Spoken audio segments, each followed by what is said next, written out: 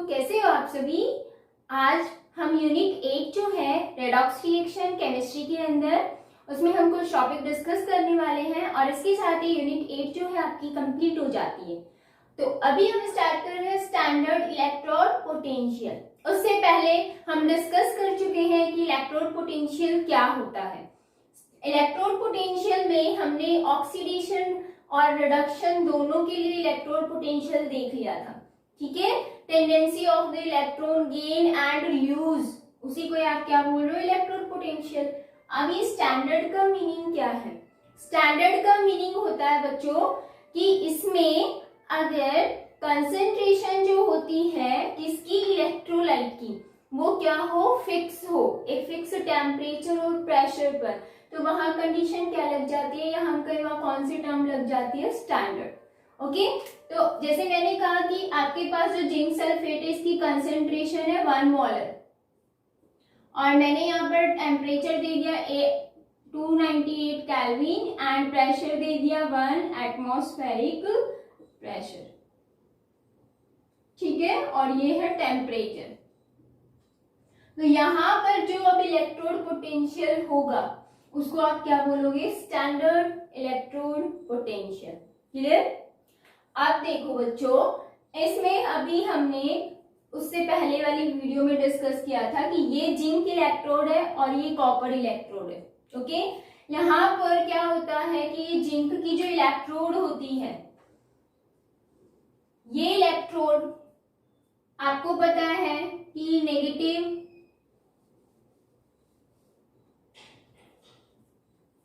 Standard जो electrode potential होता है उसको हम किससे डिनोट करते हैं, ये आपको याद रखना है, ई नॉट से। Okay, standard electrode potential E not जो होता है वो एनोड के लिए भी होगा और कैथोड के लिए भी होगा, अलग अलग होगा क्योंकि हाफ सेल ये है और हाफ सेल ये है, ठीक है। कंप्लीट सेल के लिए भी हम निकालते हैं, वो अभी हम डिस्कस करने वाले हैं। तो standard electrode potential I hope सभी को समझ में आया होगा कि अगर यहाँ पर इलेक्ट्रोलाइट की कंसेंट्रेशन फिक्स होती है, फिक्स टेम्परेचर और प्रेशर पर, तो वहां पर स्टैंडर्ड इलेक्ट्रोड पोटेंशियल कैलकुलेट किया जाता है, ठीक है। अब आपसे को ये पूछता है कि जो ये इलेक्ट्रोड पोटेंशियल है आपके पास दोनों का, अगर हम इस पूरे सेल के लिए निकालेंगे तो उसको क्या बोलते हैं? उसको बच्चों बोलते हैं ईएमएफ। ईएमएफ क्या होता है? ई का मतलब होता है इलेक्ट्रो, एम का मतलब मोटिव एंड एफ का मतलब होता है फोर्स। इलेक्ट्रोमोटिव फोर्स कैसे कैलकुलेट करते हैं ये आपको ध्यान रखना है। ओके, तो देखो इलेक्ट्रोमोटिव जो फोर्स होता है ईएमएफ, वो हम निकालते हैं E naught cathode minus E naught anode, ये इसका फॉर्मूला होता है। ओके, और यहां से हम इजीली ईएमएफ निकाल सकते हैं। तो इलेक्ट्रोमोटिव फोर्स आपको ध्यान रखना है, difference between the standard electrode potential या फिर इलेक्ट्रोड पोटेंशियल भी बोल सकते हो of the cathode and anode. Cathode पर क्या हो रहा था, रिडक्शन, एनोड पर क्या हो रहा था, ऑक्सीडेशन, ये भी ध्यान रखना है। काफी बच्चे कंफ्यूज हो जाते हैं, कैथोड पर है रिडक्शन और एनोड पर क्या है, ऑक्सीडेशन, ठीक है, इसको ऐसे भी ध्यान रख सकते हो आप। तो ये ईएमएफ है। तो स्टैंडर्ड इलेक्ट्रोड पोटेंशियल आपने दोनों का क्या किया, कैलकुलेट कर लिया, ठीक है, और आपको ईएमएफ कैलकुलेट करना है। तो आप कैसे कैलकुलेट करोगे, इस फॉर्मूले से, राइट। तो अब देखो बच्चों, स्टैंडर्ड इलेक्ट्रोड पोटेंशियल में आपके पास ये पूछते हैं कि इसको हम कैलकुलेट कैसे करते हैं, स्टैंडर्ड इलेक्ट्रोड पोटेंशियल। जैसे मैंने आपसे कहा कि ई नॉट कैथोड का कैलकुलेट करना है आपको, ठीक है, या फिर ई नॉट एनोड का कैलकुलेट करना है, तो वो आप कैसे कैलकुलेट करोगे। तो अभी हम डिस्कस करेंगे कि स्टैंडर्ड जो इलेक्ट्रोड पोटेंशियल है उसको हम कैलकुलेट कैसे करते हैं, बहुत इंपॉर्टेंट है, अच्छे से देखना भी है। आपके पास थोड़ा सा डिफरेंस आएगा बस, और वो क्या आएगा, हमने यहाँ पर एनोड और जो कैथोड ली हुई है उसको हमें रिप्लेस करना है किसी भी एक इलेक्ट्रोड से। वो किसी भी एक इलेक्ट्रोड का मतलब वो इलेक्ट्रोड कौन सी होगी, वो होती है बच्चों हाइड्रोजन इलेक्ट्रोड। तो नॉर्मल हाइड्रोजन इलेक्ट्रोड बोल सकते हो,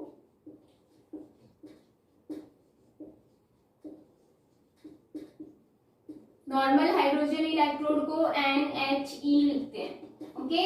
या फिर इसको हम क्या बोल सकते हैं, स्टैंडर्ड हाइड्रोजन इलेक्ट्रोड SHE।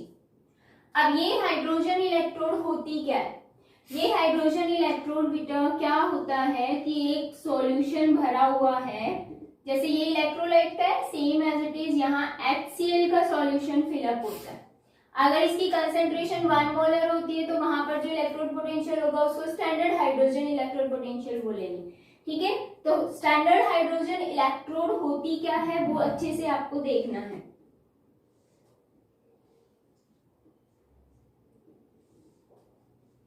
ये प्लैटिनम होता है एंड यहां से हम हाइड्रोजन गैस प्रोवाइड कराते हैं। ये कनेक्शन आप यहां पर कर सकते हो या यहां पर कर सकते हो, ठीक है। दैट मीन्स ये जो हाइड्रोजन इलेक्ट्रोड होती है इसमें क्या होता है बच्चों कि ये जो होती है रिडक्शन भी होता है इसमें, एज वेल एज ऑक्सीडेशन भी होता है। यानी कि ये जो हाइड्रोजन इलेक्ट्रोड होती है वो एनोड की तरह भी बिहेव करती है और कैथोड की तरह भी, क्योंकि आपको पता है रिडक्शन किस में होता है, कैथोड में, और ऑक्सीडेशन किस में होता है, एनोड में। तो ये दोनों की तरह बिहेव करती है, इसीलिए जो ई नोट होता है किसका, हाइड्रोजन का, मतलब electrode potential, standard electrode potential of the hydrogen, वो क्या होता है, 0।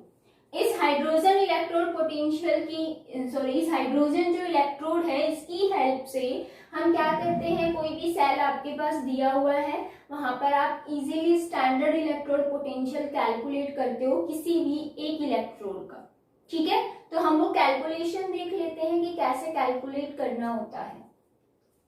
देखो बच्चों, इस इलेक्ट्रोड को आप रिप्लेस कर दो किसी भी एक इलेक्ट्रोड की जगह, जैसे मैंने कॉपर की इलेक्ट्रोड को रिप्लेस कर दिया किसकी हेल्प से, हाइड्रोजन इलेक्ट्रोड की हेल्प से।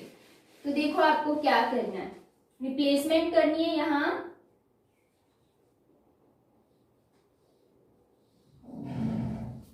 हाइड्रोजन आपके पास इलेक्ट्रोड थी, HCl सॉल्यूशन भरा हुआ है एंड यहाँ पर आपके पास प्लैटिनम वायर भी है और यहां से आप हाइड्रोजन गैस प्रोवाइड कराते हैं, ओके। हमने क्या किया, कॉपर की रोड को रिप्लेस कर दिया हाइड्रोजन इलेक्ट्रोड से, ओके। अब यहाँ पर क्या होगा, ये किसकी इलेक्ट्रोड है, जिंक की, और ये इलेक्ट्रोड किसकी है, हाइड्रोजन इलेक्ट्रोड है, ओके। तो अब हम देखें कि जो एनोड है उस पर क्या होगा, जिंक जो है वो किसमें कन्वर्ट होगा, जिंक 2 पॉजिटिव प्लस 2 इलेक्ट्रॉन, ये 2 इलेक्ट्रॉन यहाँ मूव करेंगे, इस साइड जाएंगे। अब देखो यहाँ क्या है, HCl, दैट मीन्स किस फॉर्म में है, H positive and Cl negative ion की फॉर्म में, राइट। तो यहाँ पर H पॉजिटिव आयन है, ये H पॉजिटिव आयन क्या करेंगे, कैथोड पर 2H पॉजिटिव आयन ये इलेक्ट्रॉन को गेन करेंगे और किसमें कन्वर्ट हो जाता है, हाइड्रोजन गैस में। तो जैसे इलेक्ट्रॉन यहाँ आते हैं और H पॉजिटिव आयन इलेक्ट्रॉन को गेन करते हैं तो यहाँ पर बच्चों क्या होता है, बबल्स फॉर्म निकलने, यानी कि जो गैस है वो बबल फॉर्म्स में रिलीज होने लग जाती है, ठीक है। तो इसका मतलब यहाँ पर क्या हुआ है, इसमें ये कैथोड पर रिडक्शन हुआ है, हाइड्रोजन गैस रिलीज हुई है। ये हम प्रोवाइड करा रहे हैं वो हाइड्रोजन गैस नहीं है, H positive ion electron gain करके हाइड्रोजन गैस में कन्वर्ट हो रहे हैं। तो अब आपको क्या करना है, जिंक इलेक्ट्रोड के लिए स्टैंडर्ड इलेक्ट्रोड पोटेंशियल कैलकुलेट करना है। दैट मीन्स आपको क्या करना है, ई नॉट जिंक का कैलकुलेट करना है, ठीक है। तो हम कैसे कैलकुलेट करेंगे, we know that EMF is equal to क्या होता है, अभी बताया था, E naught cathode minus E naught anode, यही होता है। कैथोड पर कौन सी है electrode, hydrogen electrode. We also know that E naught hydrogen जो होता है वो क्या होता है, 0, ओके। और जो EMF होता है यहाँ पर इलेक्ट्रोमोटिव फोर्स वो कितना होता है, 0.76 वोल्ट इज इक्वल टू, इसकी 0 वैल्यू है माइनस इसकी हमें कैलकुलेट करनी है ई नॉट एनोड, हमने कर दी कैलकुलेट। देखो आ गया, क्या आया हमारे पास answer, E naught anode, anode पे हमारे पास क्या है, जिंक इलेक्ट्रोड है, ठीक है, तो हम जिंक लिख सकते हैं, माइनस का साइन इधर चला जाएगा, माइनस 0.76 वोल्ट, क्लियर है। तो ऑक्सीडेशन जिसमें होता है उसके लिए जो स्टैंडर्ड इलेक्ट्रोड पोटेंशियल है उसकी वैल्यू क्या आई है, नेगेटिव, याद रखनी है, ओके। अब हमें क्या करना है, हमने पहले सेल देखा था जिसमें जिंक इलेक्ट्रोड थी और कॉपर इलेक्ट्रोड थी, अब हमने जिंक का तो इलेक्ट्रोड पोटेंशियल कैलकुलेट कर लिया with the help of SHE या NHE, ठीक है, स्टैंडर्ड हाइड्रोजन इलेक्ट्रोड से। अब हमें कॉपर का निकालना है, तो क्या करोगे, इसको आप जिंक की जगह रख दोगे और कॉपर आपका left hand side, right hand side ही रहेगा, ओके। आपको याद रखना है लेफ्ट हैंड साइड और राइट हैंड साइड कौन सी इलेक्ट्रोड्स हैं, एनोड यहाँ, कैथोड यहाँ, ठीक है। अब हमें क्या करना है, सेकेंड टर्म हमें कैलकुलेट करना है कि कॉपर का इलेक्ट्रोड पोटेंशियल क्या होता है। तो हम क्या करेंगे कि जो आपके पास सेल था उसमें कॉपर इलेक्ट्रोड तो एज इट इज रखेंगे, लेफ्ट हैंड साइड जो जिंक इलेक्ट्रोड है उसको हम रिप्लेस कर देंगे किससे, हाइड्रोजन इलेक्ट्रोड से। ये आपके पास यहाँ पर प्लेस करना है आपको हाइड्रोजन इलेक्ट्रोड। HCl का सॉल्यूशन भरा हुआ है, यहाँ से आप क्या प्रोवाइड करा रहे हो, हाइड्रोजन गैस, राइट। अब यहाँ पर वोल्टमीटर लगा हुआ है एंड यहाँ पर आपके पास जो इलेक्ट्रोड होगी वो कौन सी होगी, कॉपर की, ठीक है। कॉपर जो इलेक्ट्रोड है वो आपकी किसकी तरह बिहेव कर रही है, कैथोड की तरह। तो यहाँ कॉपर सल्फेट था, राइट, और ये कॉपर की इलेक्ट्रोड है। अब देखो बच्चों, ये एनोड की तरह बिहेव कर रहा है और एनोड पर हमेशा क्या होता है, ऑक्सीडेशन, वी नो दैट। तो एनोड पर क्या होगा, ये जो हाइड्रोजन गैस हम प्रोवाइड करा रहे हैं ये हाइड्रोजन किसमें कन्वर्ट हो जाएगा, H पॉजिटिव आयन के अंदर और 2 इलेक्ट्रॉन लूज कर देगा। ये 2 इलेक्ट्रॉन यहाँ मूव करेंगे, हमेशा इलेक्ट्रॉन मूव करते हैं एनोड टू कैथोड, ओके। तो कैथोड में क्या है आपके पास, कॉपर 2 पॉजिटिव आयंस है, क्योंकि ये किस फॉर्म में प्रेजेंट है, copper 2 positive and sulphate 2 negative ions, right. तो कॉपर 2 पॉजिटिव 2 इलेक्ट्रॉन्स गेन करके किस में चेंज हो जाएगा, कॉपर मेटल के अंदर। अब हमें क्या करना है, जो ये इलेक्ट्रोड है, कॉपर की इलेक्ट्रोड है, इसका हमें स्टैंडर्ड इलेक्ट्रोड पोटेंशियल कैलकुलेट करना है। कैसे कैलकुलेट करोगे, we know that EMF is equal to E naught cathode minus E naught anode.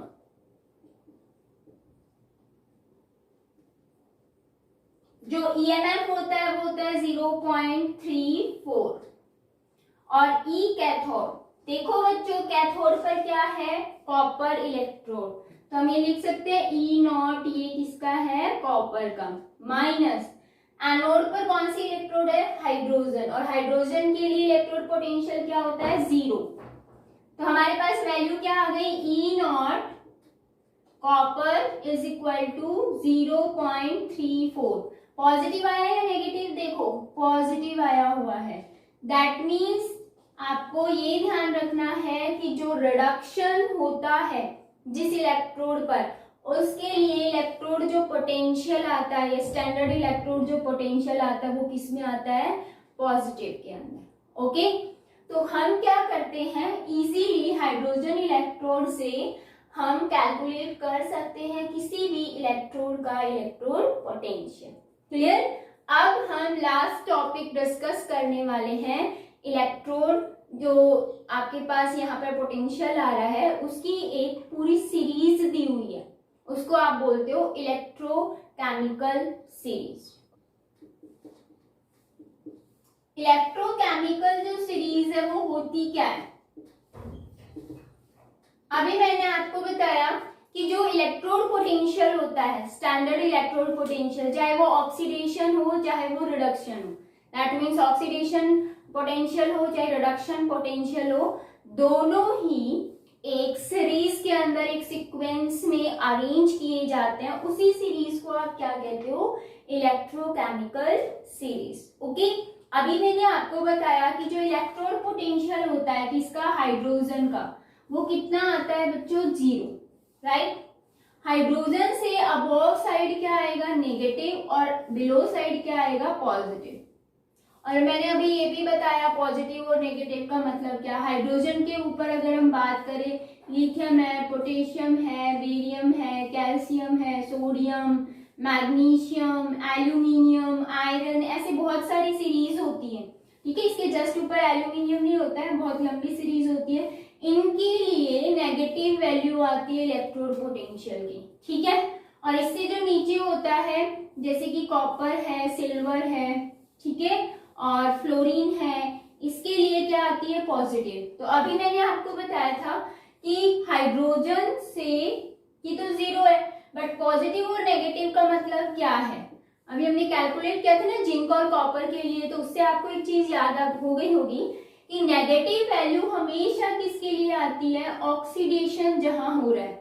और जिसमें ऑक्सीडेशन होता है वो किसकी तरह बिहेव करता है बच्चों, रिड्यूसिंग एजेंट की तरह।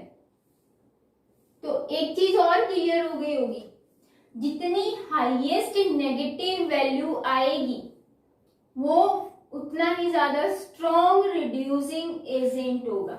इसके बेस पे क्वेश्चंस भी आते हैं, इलेक्ट्रोड पोटेंशियल की वैल्यू दी हुई होगी और उससे पूछ लेंगे कि कौन स्ट्रॉन्ग रिड्यूसिंग एजेंट है, तो आप बता सकते हो, क्योंकि जिसमें ऑक्सीडेशन होता है वो किसकी तरह बिहेव करता है, रिड्यूसिंग एजेंट की। तो जितनी मोर नेगेटिव वैल्यू होगी इलेक्ट्रोड पोटेंशियल की वो उतना ही स्ट्रॉन्गेस्ट रिड्यूसिंग एजेंट होगा, ओके। और पॉजिटिव वैल्यू किसके लिए आई थी, रिडक्शन जिसमें हो रहा था, राइट। हमने कॉपर के लिए देखा था ना, पॉजिटिव आई थी। और रिडक्शन जिसमें होता है उसको हम क्या बोलते हैं, ऑक्सीडाइजिंग एजेंट। तो जितनी पॉजिटिव वैल्यू ज्यादा आएगी इलेक्ट्रोड पोटेंशियल की वो उतना ही स्ट्रॉन्गेस्ट क्या होगा, ऑक्सीडाइजिंग एजेंट। ये चीज ध्यान रखनी है। मैं अभी आपको बता देती हूँ कि स्टैंडर्ड इलेक्ट्रोड पोटेंशियल अगर नेगेटिव में आया है तो इसका मतलब वो क्या है, स्ट्रॉन्ग रिड्यूसिंग एजेंट। और अगर इलेक्ट्रोड पोटेंशियल की वैल्यू पॉजिटिव में आई है तो वो क्या है, वीकेस्ट रिड्यूसिंग एजेंट। अगर रिड्यूसिंग एजेंट की बात हो रही है तो मोस्टली रिड्यूसिंग एजेंट की बात होती है, ठीक है। तो नेगेटिव वैल्यू जितनी ज्यादा होगी स्ट्रॉन्ग होगा, पॉजिटिव वैल्यू जितनी ज्यादा होगी उतना ही वीक रिड्यूसिंग एजेंट होगा।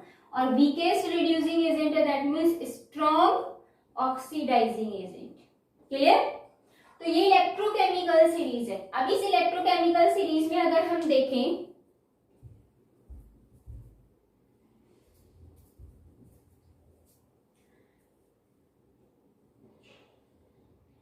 इसकी एप्लीकेशन क्या होगी, तो वो एप्लीकेशंस अब हम डिस्कस करने वाले हैं। देखो बच्चों, एप्लीकेशन में सबसे पहले आप सीरीज को देखो और आप बता सकते हो कि इलेक्ट्रोकेमिकल सीरीज क्या एक्सप्लेन करती है। मैंने अभी अभी पॉइंट बताया क्या, कि स्ट्रॉन्ग रिड्यूसिंग एजेंट कौन सा है, वीक रिड्यूसिंग एजेंट कौन सा है। दैट मीन्स हम कह सकते हैं product oxidising agent and reducing agent. That means electrode potential की वैल्यू आपके पास दी हुई है और आपसे अगर कोई पूछता है कि ये रिड्यूसिंग एजेंट है या ऑक्सीडाइजिंग एजेंट है तो आप इजीली एक्सप्लेन कर सकते हो with the help of positive negative value of the electrode potential, right. तो इलेक्ट्रोड पोटेंशियल की नेगेटिव है तो वो किसकी तरह बिहेव कर रहा है, रिड्यूसिंग एजेंट की तरह। अगर पॉजिटिव है तो वो किसकी तरह बिहेव कर रहा है, ऑक्सीडाइजिंग एजेंट की तरह। तो हम ये बता सकते हैं किसकी हेल्प से, इलेक्ट्रोकेमिकल सीरीज की हेल्प से, क्योंकि इलेक्ट्रोकेमिकल सीरीज में ही इलेक्ट्रोड पोटेंशियल को अरेंज किया हुआ है, नेगेटिव पॉजिटिव वैल्यू को बताया हुआ है। फर्स्टली ये हो गया। सेकंड बच्चों ये बता सकता है predict strength of metal.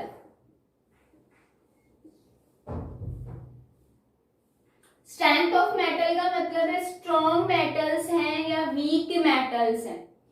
That means reactivity भी बोल सकते हैं कि रिएक्टिविटी ऑफ मेटल या फिर स्ट्रेंथ ऑफ मेटल, ठीक है। तो यहाँ पर अगर यहाँ पर रिएक्टिविटी भी लिख दो, आप कंफ्यूज नहीं होगे।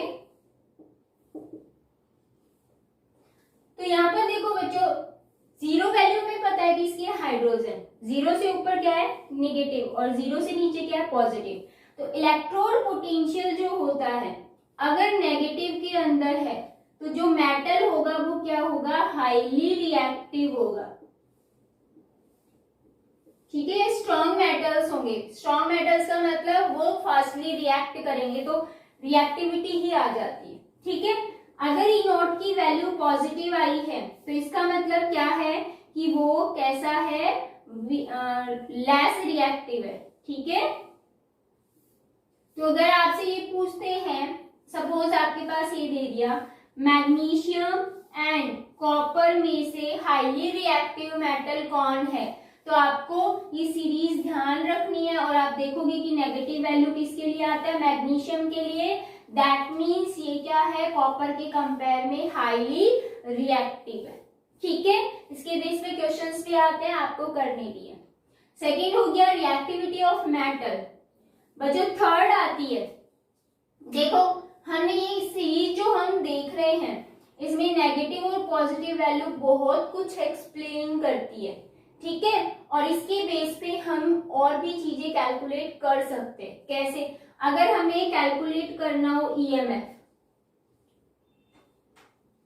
ईएमएफ ऑफ सेल का ईएमएफ कैलकुलेट कर सकते हैं इजीली इलेक्ट्रोकेमिकल सीरीज की हेल्प से। वो कैसे कैलकुलेट करेंगे, अभी थोड़ी देर पहले हमने निकाला था कि जो ई नोट होता है जिंक का वो कितना होता है 0.76 वोल्ट, किसमें होता है माइनस में, निकाला था ना। एंड ई नोट जो है कॉपर का वो कितना होता है प्लस का 0.34 प्लस में होता है वोल्ट।